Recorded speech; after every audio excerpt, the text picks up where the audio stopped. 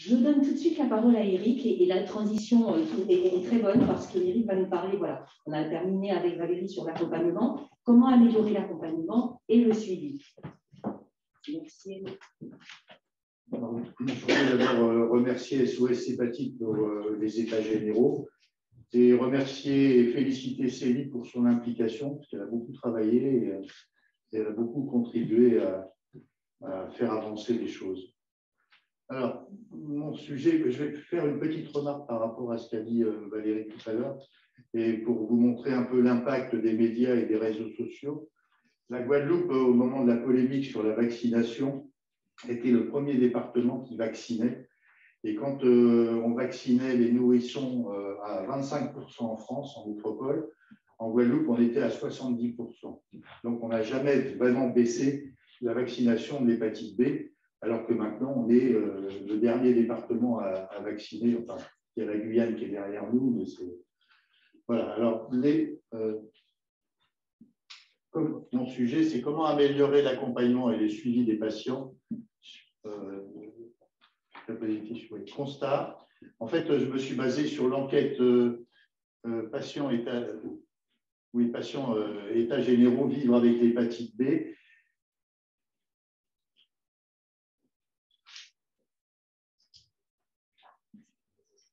Qui s'est passé du 30 septembre au 15 juillet 2020, où il y a eu plus de 200 personnes qui ont été interrogées, Drôme inclus. 164 questionnaires ont été complets.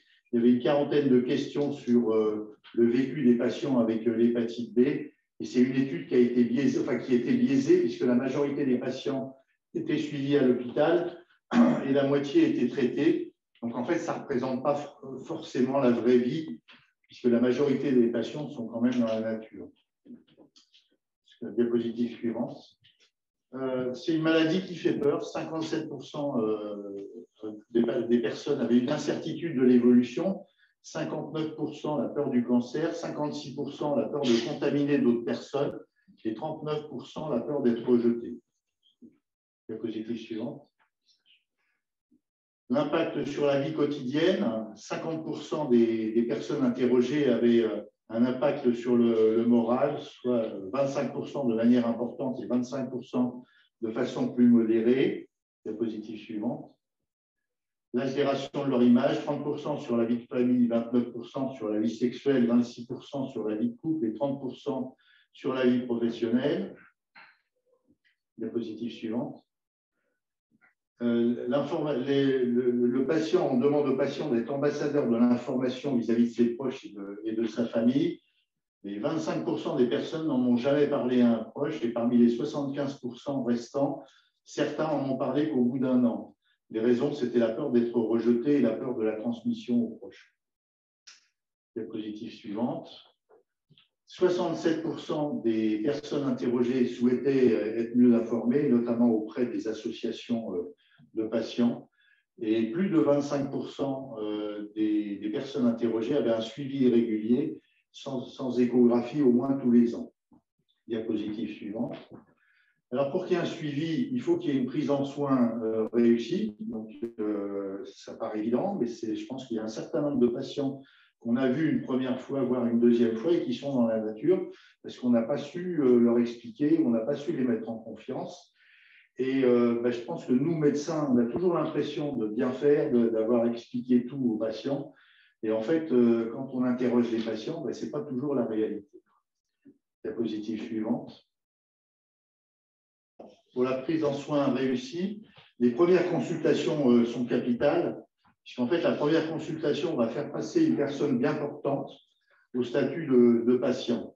La deuxième consultation, après qu'on ait demandé les examens complémentaires, va permettre de savoir un petit peu le statut du patient pour savoir si c'est une maladie active ou inactive.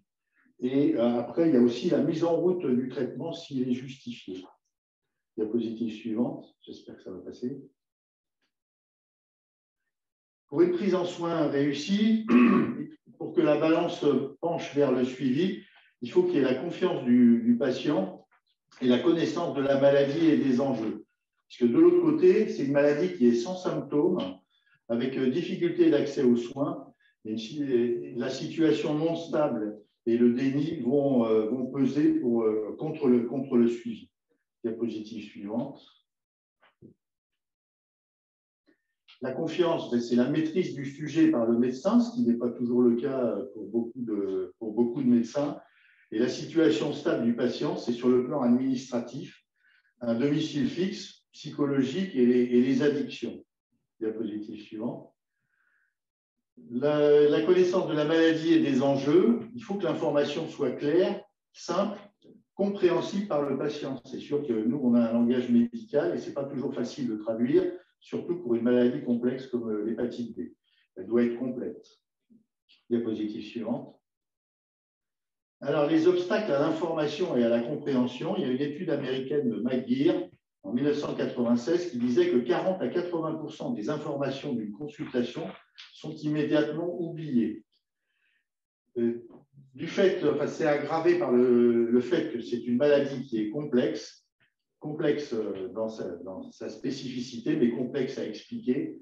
Il y a d'autre part l'anxiété du patient lors des consultations, un déni de la maladie puisqu'il n'y a pas de symptômes, et le langage qu'on adresse aux patients, c'est la difficulté de passer du langage médical au langage commun, plus une possibilité de langue étrangère avec la possibilité d'avoir un traducteur si possible. Diapositive suivante. Le suivi d'hépatite B, c'est aussi un marathon. Le patient doit apprendre à vivre avec la maladie et être informé à chaque événement de sa vie. Diapositive suivante. Comment améliorer le suivi? C'est essayer d'avoir une fluidité du parcours de soins et de l'accompagnement. Diapositive suivante.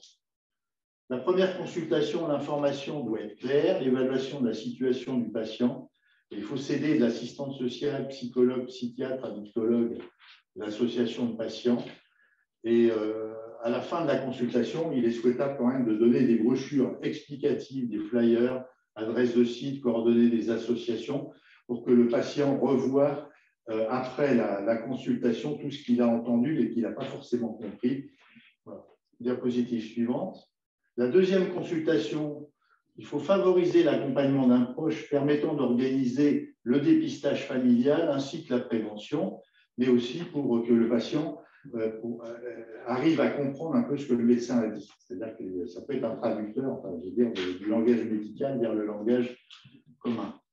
Donner un flyer au proche, celui-ci sera plus réceptif à la prévention et au dépistage familial, le patient étant très fixé sur sa problématique à lui et beaucoup moins sur la problématique de l'environnement.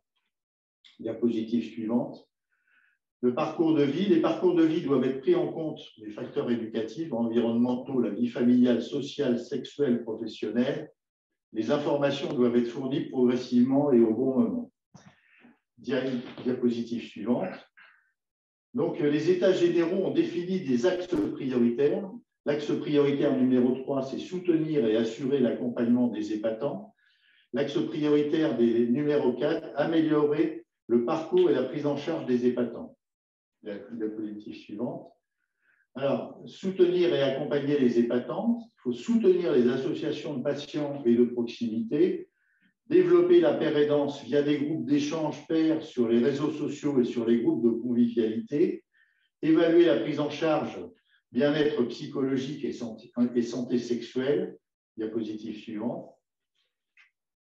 Soutenir et accompagner les patients. Généraliser l'accès à l'éducation thérapeutique pour les hépatants B et delta ainsi que ceux souffrant de cirrhose ou de cancer. Lancer des appels à projets régionaux pour développer l'offre programme d'éducation thérapeutique et l'accompagnement au post-dépistage et diagnostic, communiquer aux hépatants les ressources mobilisables pour s'informer et accéder à l'éducation thérapeutique. Diapositive suivante. Généraliser la médiation santé et l'accès à l'interprétariat professionnel au sein des équipes médico-sociales et dans les établissements de soins. Développer des autosupports de communication faciles à comprendre, co-construits avec les communautés concernées, traduit en différentes langues, protéger son entourage, avoir des enfants, adhérer à un suivi médical, etc. Diapositive suivante. Rembourser à 100% dès le diagnostic et à vie les tests et les examens non invasifs de la fibrose et assurer leur accès à tous les hépatants B et delta. instaurer une consultation de bilan annuel de santé du foie en hôpital de jour et séances d'éducation thérapeutique. Diapositive suivante.